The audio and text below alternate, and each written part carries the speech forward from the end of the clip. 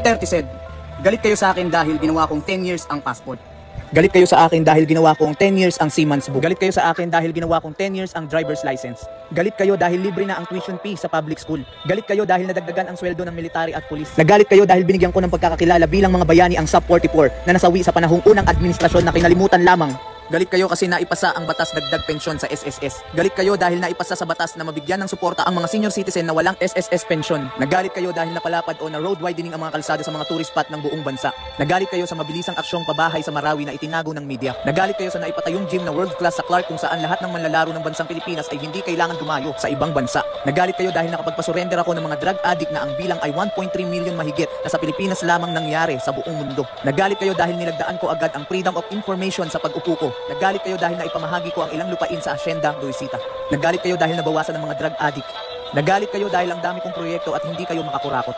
Nagalit kayo dahil luminis na ang Ilog Pasig. Nagalit kayo dahil luminis na ang Manila Bay. Nagalit kayo dahil malinis na ang Boracay. Nagagalit kayo dahil ang dami ko nang nagawa para sa ating bansa.